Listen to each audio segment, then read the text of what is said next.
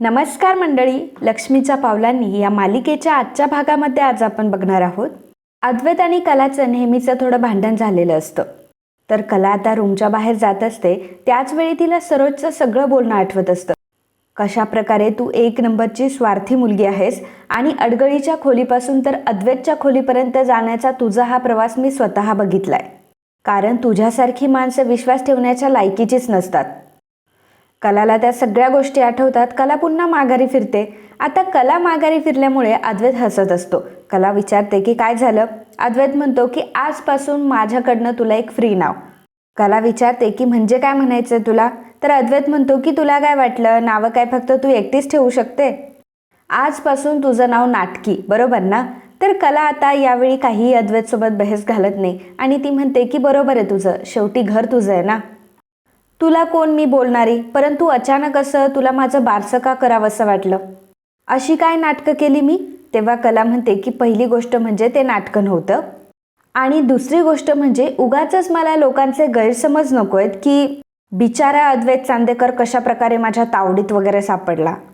अद्वैत म्हणतो की हे बघ, एक गोष्ट तुलाही माहिती आहे की पहिली गोष्ट म्हणजे मी गरीब नाही आहे आणि दुसरी गोष्ट म्हणजे बिचारा तर अजिबात नाही आहे. कला म्हणते की अरे वा चांदेकर, याबद्दल तर आपलं एकमत झालंय. परंतु काय आहे ना, तुला न बघणाऱ्या लोकांना वाटतं की तू गरीब आणि बिचारा आहेस म्हणून. तू गरीब बिचारा नायक आणि मी लबाड खलनायिका, असं प्रकरण आहे. तुला तर फक्त असं वाटतंय की ते नाटक आहे, परंतु काही लोकांना असं वाटतंय की इथे डायरेक्टली चित्रपटच सुरू आहे आणि ज्या चित्रपटामध्ये तू नायक आहेस आणि मी खलनायिकेची भूमिका करते. अद्वैत म्हणतो की हे बघ, बाकीचं काय मला माहीत नाही, परंतु नायक मात्र मीच असणार. तेव्हा कला म्हणते की आला मोठा. आणि मी तुला नायक आहे असं नाही म्हटलं किंवा तू नायक आहेस असं नाही म्हटलं. तू नायक आहेस असं लोकांना वाटतं. लोकांना हेच वाटतं की तुला मी भुरळ घालतीये, तुला मी फसवतीये आणि तू माझ्या जाळ्यात अडकत चाललाय. अद्वैत म्हणतो की राहू दे ग, तू मला फसवशील आणि भुरळ घालशील आणि मग नंतर मी फसेल, एवढा साधा बिचारा नाहीये मी. कला हसते. तेव्हा अद्वैत विचारतो की आता तुला हसायला काय झालं. तेव्हा कला म्हणते की नाही, माझ्या हसण्याने काय होणार आहे.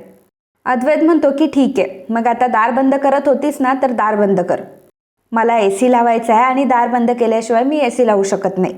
कला म्हणते की तुला AC लावायचा आहे, AC शिवाय तुला झोप येत नाही. मग एक काम कर, दरवाजा पण तूच लाव, कारण मी लावणार नाही.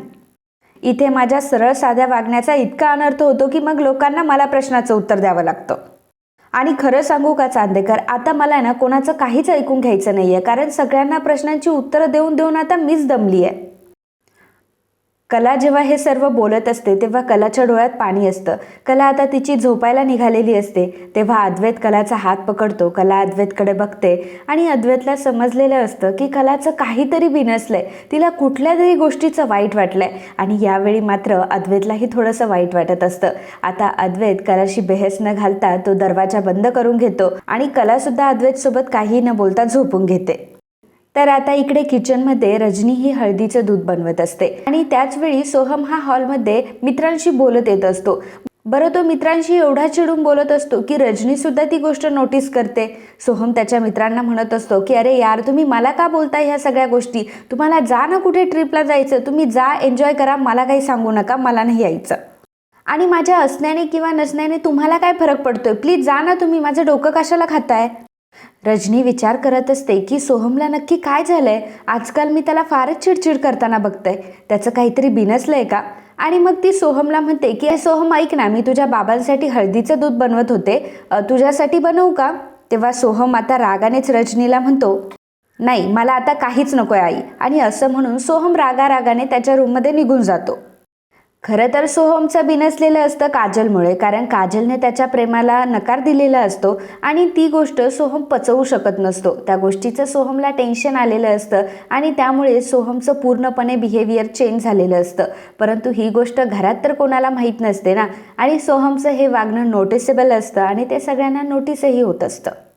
रजनी विचार करते की मी जर आता ह्याच्याशी काहीतरी बोलायला गेले ना, तर हा अजूनच भडकेल. त्यापेक्षा मी आता ह्याच्याशी नकोय बोलायला. हा जरा शांत झाला की मग मी ह्याच्याशी बोलेल. इकडे कला तिच्या अंथरुणावर पडलेली असते. अद्वैत मनात विचार करत असतो की आता हिला नक्की काय झालं. म्हणजे मी जरा साधंच बोललो, असं काही नाही आहे की नेहमीसारखं भडकून वगैरे बोललो. मग हिला असं काय झालंय की ही डायरेक्ट रडायलाच लागली आहे? या अति आगाऊचं ना आजकाल काही कळेनासं झालंय मला. एकतर वाचकन अंगावर येते, नाहीतर डोळ्यातून पाणी तरी काढते. एकतर हिचं हे टोक असतं, नाहीतर ते टोक असतो. परंतु मला एक कळत नाही की तिच्या डोळ्यात पाणी का होतं. आणि हो, यावेळी मलाही समजतं ही गोष्ट की ते डोळ्यातलं पाणी खरं होतं, ती नाटकं नव्हती करत. अद्वैत आता बेडवर बसलेला असतो, कलाकडे बघत असतो.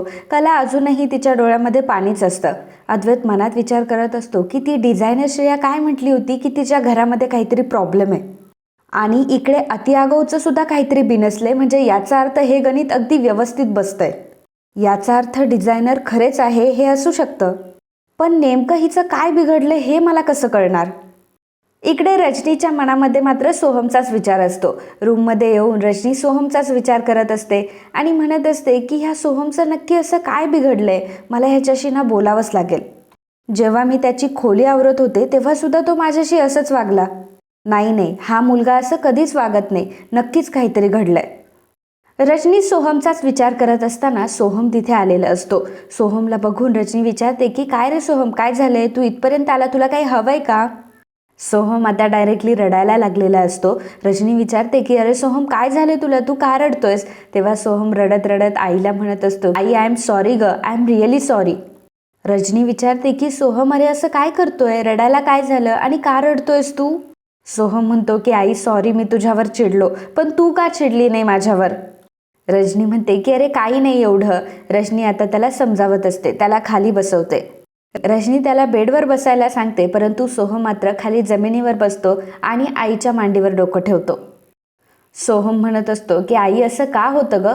तेव्हा रजनी म्हणते की अरे बाळा, होतं असं कधी कधी. कधी कधी गोष्टी आपल्या मनासारख्या घडत नसतात, काम वेळेवर होत नसतं. कधी कधी आकाशात नुसते ढग जरी दाटून आले ना तरी सुद्धा उदास व्हायला होतं. एखादं आर्त गाणं ऐकलं की रडावंसं वाटतं. आणि सोहम, तू तर एक कलाकार आहेस, त्यामुळे तुझ्या स्वभावामध्ये एक संवेदनशीलता, हळवेपणा तर असणारच ना. मला सांग सोहम, की टेन्शनचं काही नाही आहे ना, म्हणजे सगळं काही चांगलं चाललंय ना? सोहम हो असं उत्तर देतो. रजनी विचारते की आणि तुझा तो मित्र कोण, केतन, त्याच्याशी तू भांडला नाही आहेस ना? सोहम म्हणतो की नाही आई. तर रजनी म्हणते की अरे मग त्याला बोलव की घरी, कित्येक दिवस झाले तो घरीही आला नाही आहे. आणि कोण रे तो इथे हॉस्टेलला राहायचा? तेव्हा सोहम म्हणतो की वरुण. तर रजनी म्हणते की हो, वरुण. आता वरुण देव येऊन बरसले, परंतु हा काय अजून आला नाहीये वरुण. सोहम हसतो आणि म्हणतो की आई, अगं सोड ना त्याला आता तरी. रजनी म्हणते की अरे सोहम, आणि ती जान्हवी काय म्हणते आता, ती कुठे आहे सध्या आणि काय करते ती? तर सोहम म्हणतो की आई, अगं नको काळजी करू, मला कोणीही काहीही केलेलं नाहीये. आई, फक्त मला एका गोष्टीचं उत्तर दे ग, की आपल्या असण्याचा किंवा आपल्या नसण्याचा कोणाला काही फरकच पडत नसेल तर आपण काय करावं ग? रजनी म्हणते की अरे मग त्या व्यक्तीपासून आपण लांब राहायचं. सोहम म्हणतो की पण त्या व्यक्तीपासून आपल्याला लांबही राहावंसं वाटत नसेल आणि राहवलंही जात नसेल तर? रजनीला जरा शंका येते आणि ती सोहमला विचारते की काय रे सोहम, तू कोणाबद्दल बोलतोयस? सोहम त्याच्या डोळ्यातलं पाणी पुसतो आणि म्हणतो की कोणाबद्दल नाही ग आई, मी तुला सहजच विचारलं. सोहमला आता आईला उत्तर द्यायचं नसतं आणि ती मुलगी कोण आहे हेही आईला सांगायचं नसतं. त्यामुळे सोहम तिथून पळ काढत असतो आणि म्हणतो की आई, मला उद्या सकाळी लवकर उठायचं आहे, मी आता जातो. तर रजनी म्हणते की सोहम थांब, मला एक गोष्ट सांग की तू कोणाच्या प्रेमात तर नाही पडलायस ना? सोहम मात्र रजनीला उत्तर देण्यासाठी टाळाटाळ करत असतो आणि म्हणत असतो की नाही हा आई, हे तुझे नेहमीचेच प्रश्न असतात, परंतु असं काही नाही आहे. सोहम आता तिथून उठून गेलेला असतो. तर रजनी मात्र सोहमचा विचार करत असते. शेवटी आईपासून मुलाच्या कुठल्याही गोष्टी लपत नसतात आणि सोहमच्या मनात नक्की काय चाललंय, त्याच्यावर ही परिस्थिती का आली आहे, तो एवढी चिडचिड का करतोय, याचा थोडाफार डाऊट आता रजनीला आलेला असतो. तर सोहमसुद्धा विचार करत असतो की मला हे सगळं काय होतंय, मी एवढा चिडचिडा होतोय, ॲग्रेसिव्ह होत चाललोय, फक्त मला काजलने नकार दिलाय म्हणून, काजलने माझ्या प्रेमाला विरोध केलाय म्हणून. खरंच मी काजलच्या एवढ्या प्रेमात पडलोय का? इकडे अद्वैत आता सकाळी उठलेला असतो आणि त्याचा आवरत असतो. आवरत असताना तो एक गोष्ट नोटीस करतो की कला त्याला रूममध्ये दिसत नसते. त्यामुळे तो म्हणत असतो की हे अति आगाऊ कुठे गेली, आज रूममध्ये दिसत नाहीये, नाहीतर मारक्या म्हशीसारखी रोज माझ्या अंगावर येते. अद्वैत स्वतःशीच हसत असतो आणि म्हणतो की अरे वा, मला किती परफेक्ट सुचलंय नाव आता, मारकी म्हैस, आणि असं म्हणून पुन्हा हसायला लागतो. अद्वैत पुन्हा विचार करत असतो की रात्री तरी हिला मी डिझाईनचं टार्गेट दिलेलं होतं, परंतु रेघोट्या मारताना तर मला काही दिसली नाही. आता कसं पकडलं, कुठलाही मेल आला नाही आहे म्हणजे खरे ट्रॅप झाली. आता मी हा ट्रॅप ना अजून घट्ट करणार. शाब्बास चांदेकर. आणि नंतर म्हणत असतो की काय चाललंय माझं, मी स्वतःला चांदेकर का म्हणतोय. अद्वैत आता सानिकाला कॉल करतो. सानिकाला विचारतो की काय झालं सानिका, अजून मला डिझाईन्स का नाही आले आणि काय झालं डिझाईन्सचं. सानिका म्हणते की सर आलेत ना डिझाईन्स, परंतु काय आहे ना, श्रेया म्हटली की मला त्यात थोडेसे चेंजेस करायचे म्हणून मी सेंड नाही केले. आणि डिझाईन्स तर माझ्याकडे आलेले, तुम्ही काळजी करू नका. अद्वैत म्हणतो की डिझाईन जर तुझ्याकडे आले तर तू मला सेंड का नाही केले आणि तुम्हाला अपडेट का नाही केलं. तेव्हा सानिका म्हणते की देणारच होते सर मी तुम्हाला, परंतु म्हटलं की डिझाईन्स तुम्हाला मी परत देणार, त्या परत रिटर्न येणार, त्या रिवर्व होणार, म्हणून म्हटलं की मी तुम्हाला सगळं फायनल झाल्यावरच देते. अद्वैत म्हणतो की ठीक आहे ठीक आहे. अद्वैत आता फोन ठेवून देतो आणि विचार करतो की ह्या अति आगाऊने डिझाईन्स कधी बनवले. काल रात्री झोपल्यावर हिने काही काम केलं असेल का. नाही, पण मला तर असं काही वाटत नाही. ही डिझायनर नक्की कला खरे आहे ना. अद्वैत आता त्याच गोष्टींचा विचार करत असताना अंजू तिथे येते.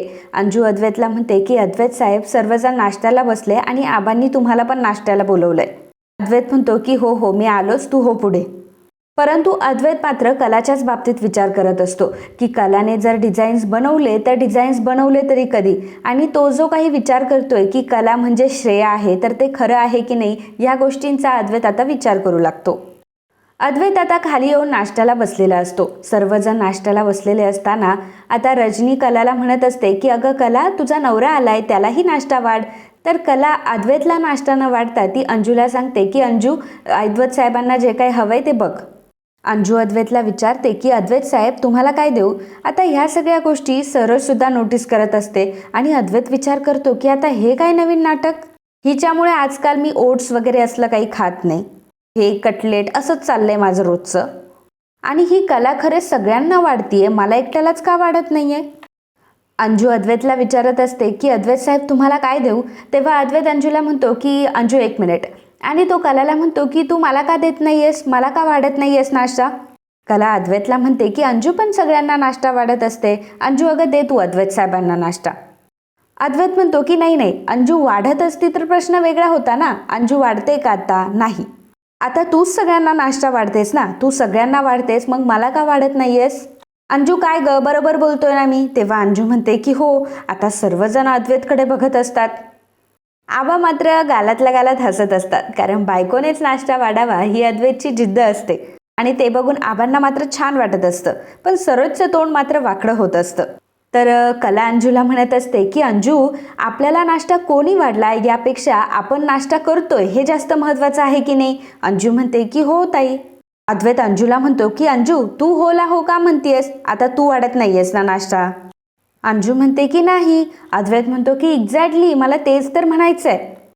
आणि मग तो कलाला विचारतो की कला, तू मला का नाही नाश्ता वाढत आज. कला म्हणते की अद्वैत, आज नाही तर आजपासून अंजूच तुला ब्रेकफास्ट वाढणार आहे.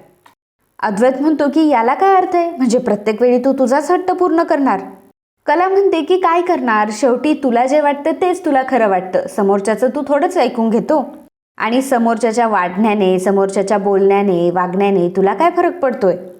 कला आणि अद्वैतची ही तू मेमेची भांडणं आता डायनिंग टेबलवर सुरू असतात आणि त्या दोघांना याचंही भान नसतं की आपल्या सगळ्यांना बघतंय कोणीतरी. सगळेजण मात्र त्यांच्या भांडणाची मज्जा घेत असतात. अंजू आता अद्वैतचा नाश्ता आणण्यासाठी किचनमध्ये जाते. अद्वैत अंजूला आवाज देतो आणि त्यावेळी कलाही अंजूला आवाज देते. तर अद्वैत म्हणत असतो की 1 मिनिट, मी पहिल्यांदा अंजूला आवाज दिला ना. अद्वैत अंजूला सांगतो की अंजू, मला काही ब्रेकफास्ट वगैरे नको आहे, उचल हा ब्रेकफास्ट. तर कला म्हणते की अंजू अगं असं काय करतेयस, आता इथून पुढे तूच अद्वैतला नाश्ता वाढणार आहेस, ठेव तू खाली नाश्ता. तेव्हा अद्वैत म्हणत असतो की काय चाललंय यार, मला नाही नाश्ता करायचा आहे, काय जबरदस्ती आहे ही. कला म्हणते की काय, तू इथे डायनिंग टेबलवर नाश्ता करण्यासाठी बसलाय ना, आणि नाश्ता करण्यासाठी तू खाली आलायस ना, मग कशाला नाटकं करतोयस. अंजू ठेव खाली नाश्ता. अद्वैत म्हणतो की नाही, मी हे खाणार नाही, अंजू उचल नाश्ता. बिचारी अंजू कलाचं ऐकून नाश्ता खाली ठेवत असते आणि अद्वैतचं ऐकून नाश्त्यावरती उचलत असते.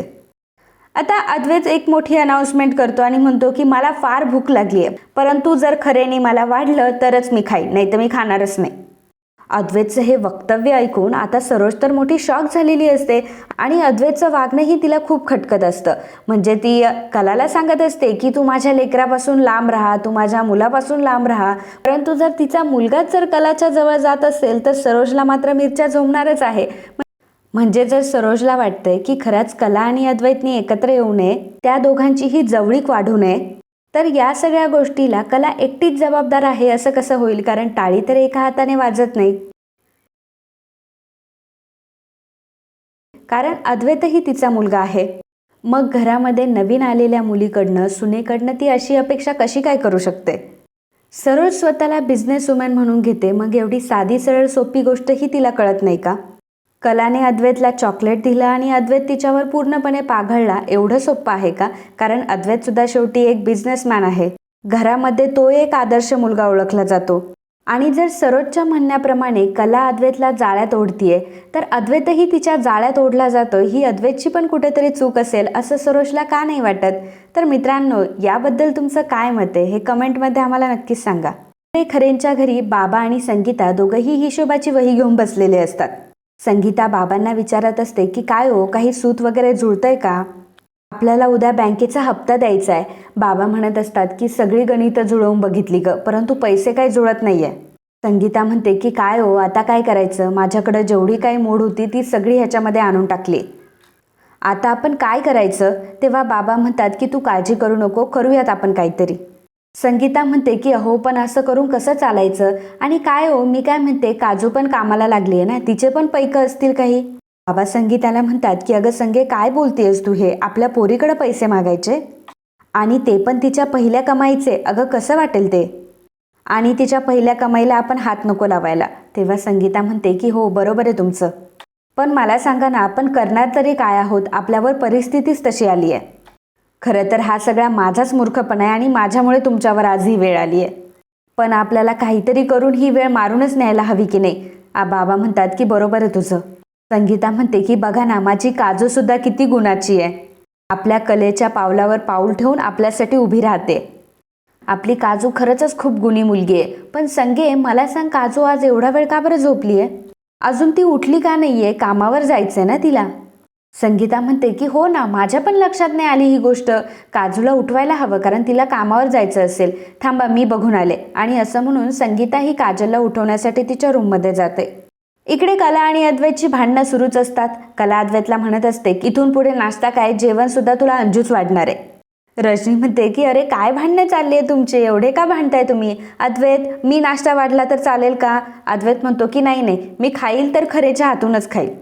सरोज अद्वैतकडे डोळे वाटारून बघत असते. तेव्हा अद्वैत म्हणतो की नाही आई, म्हणजे खाणार तर मी माझ्याच हाताने, परंतु मला नाश्ता वाढणार खरे. आणि काकू, अगं प्रश्न असा आहे की तू किंवा अंजू मला नाश्ता वाढते हे महत्त्वाचं नाहीये, पण ही खरे मला नाश्ता वाढत नाहीये हे जास्त महत्त्वाचं आहे. रजनी म्हणते की बरं, पोहोचल्या भावना मला तुमच्या. रजनीचं लक्ष आता सोहमकडे जातं. कलाचे आणि अद्वैतचे एवढे भांडणं चालू असताना सगळ्यांचं लक्ष जेव्हा कला अद्वैतवर असतं, तेव्हा सोहम मात्र त्याच्या गुपचूप नाश्ता करत असतो. कारण सोहमच्या डोक्यामध्ये वेगळीच गणगण सुरू असते आणि सोहमला काजल सोडून काही दिसतच नसतं. तर नैना मनात विचार करत असते की खरंच किती नाटकी आहे ही कला. हिला ना नेहमी अटेन्शनच हवं असतं. इनफॅक्ट एवढ्या छोट्याशा गोष्टीवरून एवढं का भांडायचं हिला? आबा म्हणतात की अरे, काय चाललंय तुमच्या दोघांचं नक्की? कला बोलायला जाते तेव्हा अद्वैत म्हणतो की प्रत्येक वेळी तू नाही हा पहिल्यांदा बोलू शकत, मी आज पहिल्यांदा बोलणार आहे. अद्वैत आबांना म्हणत असतो की आबा, मला सांगा, जेव्हा माझं चुकतं तेव्हा तुम्ही मला सांगता की नाही? मी पण तुमचं ऐकतो की नाही? आणि आता तुम्ही बघताय ना की ती सगळ्यांना वाढते, फक्त मला वाढत नाहीये. कला म्हणते की कोणीतरी तुला नाश्ता दिलाय याच्याशी मतलब ठेव ना. अद्वैत म्हणतो की पण जेव्हापासून तू या घरामध्ये आली आहे, सगळी कामं तू स्वतःवरच घेतली आहेत ना. पण ॲक्च्युली तुला सांगू का, तू एक नंबरची आळशी आणि कामचुकार आहेस. कला म्हणते की अद्वैत चांदेकर, हे बोलताना तुला एकदाही लाज नाही वाटली? अद्वैत म्हणतो की त्यात काय लाज वाटायचंय, हे सगळं समोरच तर दिसतंय. कला चिडून म्हणत असते की मग दिवसभर मी इथं काम करत असते, त्याचं काय झालं? अद्वैत म्हणतो की दिवसभराचा मुद्दा आहे का हा? आता तू काम करतेस का? आणि जर तू आता काम करतेस तर तू करायला हवं ना तुझं काम. एक नंबरची आळशी आहेस तू. कला म्हणत असते की चांदेकर, मला आता तुझा इतका राग येतोय ना. अद्वैत म्हणतो की मग मी काय करू, मारणार आहेस तुम्हाला? सरोज अद्वैतला म्हणत असते की अद्वैत, तुला कामावर जायचंय ना, तू का चिडचिड करतोयस, खा ना गुपचूप अंजूने वाढलेलं. अद्वैत म्हणतो की नाही नाही, मी नाही खाणार, जोपर्यंत मला खरे वाढत नाही तोपर्यंत मी खाणार नाही. मी बाहेर जाऊन सुद्धा काहीच खाणार नाही, जोपर्यंत ती मला वाढत नाही तोपर्यंत मी खाणार नाही. आता कला सुद्धा काही कमी नाहीये. कला आता सरोजला वाढत असते आणि हळूच सरोजच्या कानामध्ये म्हणत असते की सरोज मॅडम, हे बघा, माझ्या पद्धतीने मला जसं वागायचंय तसं मी वागते, तुम्ही सांगितल्याप्रमाणे मी करायचे ते करतीये, परंतु तुमचा मुलगा बघा, आता तुमचा मुलगाच ऐकत नाहीये, तुम्ही आता मला परत बोलू नका, असं कलाने सरोजचे कान भरलेले असतात. म्हणजे यावेळी कलाने अगदी बरोबर काम केलंय. सरोज अद्वैतला म्हणत असते की अद्वैत, अरे काय चाललंय तुझं, आणि का लहान मुलांसारखा पोरकटपणा करतोय, आणि असं लहान मुलांसारखं का वागतोस तू. आणि अंजू ठेवतो नाश्ता अद्वैत समोर, आणि अद्वैत, तू आता गपचूप खायचंय, मला कुठलेही कारण नको आहेत. इकडे संगीता काजलच्या बेडरूममध्ये आलेली असते. काजल मस्तपैकी झोपलेली असते. संगीता म्हणते की हाय का, बघा आता नव्याचे नवलाई असते ना त्याप्रमाणे. संगीता काजूला म्हणत असते की काजू, अगं उठ बाळा, असे खाडे करून नाही चालत, कामावर जायचं तुला. संगीता काजूला हात लावायला जाते तर संगीताला समजतं की काजूला अगदी खूपच ताप आलेला असतो. संगीता काजलला म्हणत असते की अगं काजू, काय झालंय तुला, आणि तुला ताप आलाय ते मला सांगायचं ना. संगीता म्हणते की काल तू भिजून आलीस ना, म्हणून ताप भरला. काजू म्हणत असते की नाही आई, मला ना कामाला जायचंय. संगीता म्हणत असते की काम अशा वेळेत नाही करायचं बाळा, काम काय पळून चाललंय का, जाऊ दे, कामाचं होऊ दे नंतर, परंतु तू आता झोप आणि आराम कर. मी तुझ्यासाठी ना चहाकारी घेऊन येते, एक काम कर, तू औषध घे, आराम कर. संगीताला म्हणत असते मला काम करायचंय पण. तर का संगीता म्हणत असते की नाही, मी सांगितलं ना तुला, आराम करायचा म्हणजे आरामच करायचा.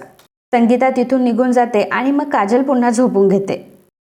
तर आबा इकडे कलाला म्हणत असतात की हे बघ कला, आता यावेळी मी अद्वैतच्या बाजूने आहे, कारण अद्वैत बरोबर आहे. आणि सरोज, कला ही नेहमी अद्वैतला नाश्ता देत असते, मग आज का नाही देते. आणि कला, अगं माझं मगाच्यापासनं या गोष्टीकडे लक्ष आहे की म्हणजे तू मगाच्यापासनं जे काही करते ते मुद्दाम करते असं मला वाटतंय. मला सांग की तू आम्हाला सगळ्यांना वाढतीये, मग अद्वैतला का वाढत नाहीयेस. हे अजिबात चालणार नाही हा. आणि मग अंजूला सांगतात की अंजू, ते ओट्स वगैरे आहे ना ते आतमध्ये घेऊन जा. आणि कलाला सांगतात की कला, तू अद्वैतला वाढ. कला आता आजोबांच्या विरोधात तर जाऊ शकत नसते, त्यामुळे कला म्हणते ठीक आहे आजोबा, मी अद्वैतला वाढते. आणि मग कला आता अद्वैतला नाश्ता वाढत असते. तर अद्वैत मात्र खूप खुश झालेला असतो आणि येस येस करत असतो. अद्वैतला मात्र गड किल्ले जिंकल्याची फिलिंग येत असते, फक्त तो कलापासून जिंकलेला असतो आणि कलाला त्याने हरवलेलं असतं. आबांची बोलणी तिला खायला लावलेली असतात आणि यामध्ये अद्वैतला मात्र फार मोठेपणा वाटत असतो. अद्वैत आबांना म्हणत असतो की आबा, बरं झालं हा तुम्ही बोललात, प्रत्येक वेळी हे असंच करत असते. कला मात्र रागाने अद्वैतकडे बघत असते. तर आबा म्हणत असतात की हे बघ अद्वैत, मी काही तुझी बाजू घेत नाहीये, हे जे काही चाललं होतं त्याच्याबद्दलच बोललो मी. आणि कलाला ते सांगतात की कला, हे बघ, तुम्ही नवरा बायको आहात, नवरा बायको म्हटलं की भांड्याला भांडं हे लागतं, परंतु तुमची बेडरूम मधली भांडणं ही डायनिंग टेबलवर नाही आणायची. कला म्हणते की हो आजोबा. आबा म्हणतात की लक्षात ठेवा, ही चांदेकरांची शिस्त नाहीये. आणि मग कला म्हणते की हो आजोबा. तर सरोज मात्र मनामध्ये विचार करत असते, एखादी गोष्ट चव्हाट्यावर आणून ती स्वतःच्या बाजूने कशी वळवायची ना, ही गोष्ट ह्या मुलीला चांगलीच माहिती आहे. तर कला मनात विचार करत असते की एवढं सगळं घडल्यानंतर मला नवीन काय ऐकून घ्यावं लागणार आहे देव जाणे. मित्रांनो, आता बिझनेस वुमेन सरोज चांदेकर हिच्या विचारांना कुठला अवॉर्ड द्यायचा हे तुमचं तुम्हीच ठरवा. म्हणजे एक वेळ सरोजच्या ऐवजी जर रोहिणी असते आणि रोहिणीने असे भरकटलेले विचार केले असते तर चाललं असतं, कारण तिचं एक कॅरेक्टरच निगेटिव्ह आहे. परंतु ही सरोज बाकीच्या सगळ्यांसोबत चांगली वागते, बाकीच्या सगळ्यांसोबत ती चांगला विचार करू शकते. परंतु कलाच एक अशी आहे की तिला तिचं सगळं वाईट वाटतं. एखाद्या माणसामध्ये 99 गुण वाईट असू शकतात, परंतु एक कुठेतरी असू शकतो ना की तो चांगला असेल, परंतु सरोजला हे दिसत नाहीये. तर आजचा हा भाग इथेच संपतोय. पुढील भागामध्ये आपण बघणार आहोत. कला संगीताला म्हणत असते की 2 दिवसामध्ये हप्ता भरण्याचा दिवस आहे ना. संगीता म्हणते की हो ना, तीच जुळवाजुळव चालू आहे, पण अगं तरी सुद्धा काही पैसे कमी पडतातच आहे. कला सानिकाला कॉल करते आणि सानिकाला विचारते की ऐक ना सानिका, मला डिझाईनचे पैसे मिळू शकतील का गं. सानिका म्हणते की अद्वैत सरांनी 4 दिवस अकाउंटंटला सुट्टी दिली आहे आणि त्यामुळे मलाच माझे पैसे अजूनपर्यंत मिळाले नाही आहे. सानिका कलाला सांगू लागते की मला अद्वैत सरांचा फोन आला होता, त्यांनी मला विचारलं की तुम्ही मला डिझाईन्स दिलेत का, परंतु मी त्यांना असं सांगितलं की तुम्ही मला डिझाईन्स दिलेत. कला सानिकाला म्हणत असते की खरंच मला समजून घेतल्याबद्दल खूप थँक्यू. माझ्या वागण्यामुळे तुला कुठल्याही प्रकारचा त्रास होईल किंवा तू अडचणीत येईल असं मी काही वागणार नाही. आणि जेव्हा कला सानिकाचा फोन ठेवून मागे वळते तेव्हा अद्वैत मात्र कलाच्या मागे उभा असतो आणि अद्वैतने हे सगळं बोलणं ऐकलेलं असतं. तर मित्रांनो, आजच्या या व्हिडिओबद्दल तुमचं काय मत आहे ते नक्कीच नोंदवा. And if you like my video please do subscribe, share and comment. Thank you.